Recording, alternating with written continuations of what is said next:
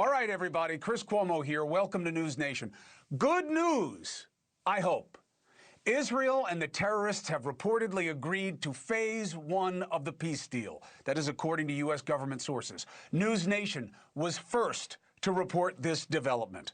A source told us the actual return of the hostages could happen in the next 48 hours. Now, the exchange may not happen until a little later this weekend. Why? Could be timing, could be related to the president's latest announcement that he is heading to the Middle East on Sunday. To be very clear, neither the Israeli government nor Hamas has confirmed that this is the case. But if true, phase one would mean all 48 hostages come home. Remember, less than half are believed to still be alive, but this would mean so much to so many who've waited so long in Israel. The president said on social media, all parties will be treated fairly. This is a great day for the Arab and Muslim world, Israel, all surrounding nations, and the United States of America. Blessed are the peacemakers, wrote the president in all caps, a biblical reference from the Beatitudes. Let me bring in someone who is the right guy to talk to. Middle East expert, negotiated for presidents from both parties, Aaron David Miller. Surprised? How cautiously optimistic should we be? I think for phase one, Chris, return of hostages for an asymmetrical number of Palestinian prisoners, 250 of which are accused of killing Israelis, another 1,700 the Israelis picked up since October 7. An Israeli withdrawal, limited though it may be, not redeployed out of Gaza, but to a line of withdrawal that's probably far too expansive for Hamas and not enough for Benjamin Netanyahu. It offers, at a minimum, a respite, Chris. And you pointed this out many times, from the human dimension of this story, the willful and indiscriminate killing of Israeli civilians, the sexual predation, the mutilation, the taking of hostages, the willful execution of hostages by Hamas, and the Israeli prosecution of the war, the expansion of Israel's capacity to absorb killing Hamas fighters, terrorists, but also involving an exponential number of Palestinian civilian deaths and a humanitarian unprecedented catastrophe in Gaza. It offers for the first time, and today is the beginning of the third year of this war, Chris. It offers a respite, and perhaps with the kind of leadership that is required, it may well,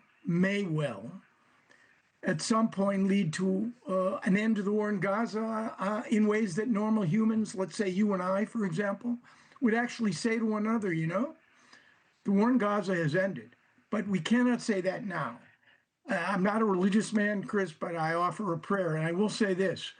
I've made it clear my views about Donald Trump's efforts to undermine Americans' norms and institutions and constitutionally undermine a government that he's literally constitutionally sworn to protect. But Donald Trump on this one has demonstrated a degree of will, unlike any other president, Republican or Democrat.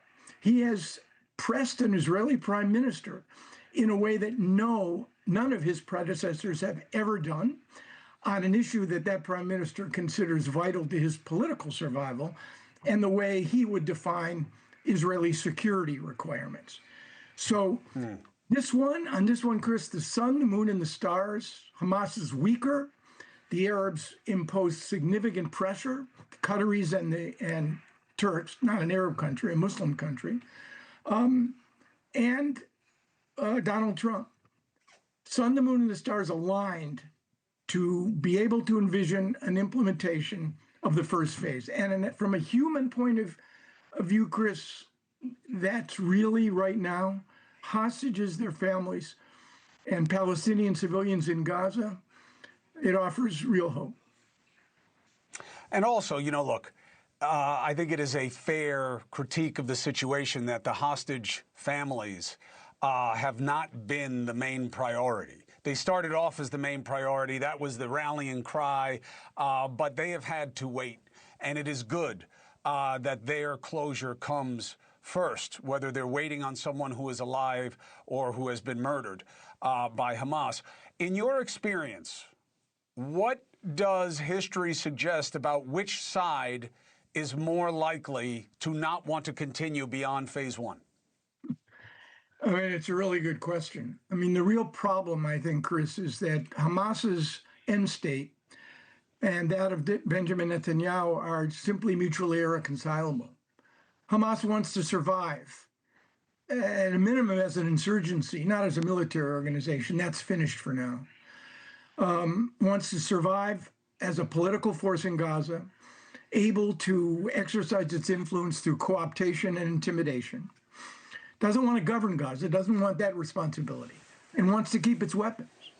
Israel, on the other hand, wants to see Hamas decimated as a military organization and its influence in Gaza eradicated. The exile of what remains of its senior leadership and the demilitarization, the decommissioning of its weapons. I don't see how right now you break that fundamental impasse, because the Israelis are not going to withdraw as long as Hamas exists as an insurgency with its weapons and its tunnel infrastructure, half the length of the New York subway system. Probably 40% of it is still intact. Israelis will not withdraw. And if they don't, you're never going to get an Arab or Muslim boots on the ground. Can you imagine Arab and Muslim boots on the ground with Hamas and Israel going at one another? What are they going to do? They're not going to kill Palestinians, and they're not going to hold Israel's coat while Israel kills Palestinians. So that's a fundamental impasse, and I don't know with the leaders we have whether or not we're going to be able to get there. Right now, Benjamin Netanyahu, I'm sure, is thinking how to turn this to his electoral advantage. There are going to be elections in 2026, either in the spring, before or after the Jewish holiday of Passover, unless the government goes to term. And he needs Donald Trump to get reelected. Trump, who is more popular in Israel than he is. So reelected. I think that he needs some type of non-prosecution agreement, and they get rid of him. I don't know that Netanyahu is the right guy for the peace phase of this, but he's going to want a non-prosecution agreement. Otherwise, there's going to be a lot of drama over there, which they do not need. You know, while you were talking, Aaron, they were showing some of the IDF selects from October 7th, and I think it's really important. We don't show that very often. I'm actually kind of surprised that we're showing it now. I'm very much in favor of showing it. I think the IDF made a mistake in sanitizing early things. Yes, the dead babies or the headless babies thing never really panned out. And that was unfortunate because it wound up being an immediate departure from the truth early on. But the cold and calculating way that October 7th went down has to be remembered. No matter how you feel about the scale and scope of destruction in Gaza, human and property, and it is an awesome amount of destruction of human life and property. The calculated genocidal plan that was carried out on October 7th, people have to remember it because it is an everyday memory in every Israeli's mind. And these guys liked it, they wanted it, and they prosecuted it methodically that day while making sure they were filming it. That's what Israelis have to come to grips with for this to end. That's part of it as well. Aaron David Miller, I got to jump. I appreciate you. Thank you for the perspective, and thank you for being with me in this moment. I hope it is an historic one.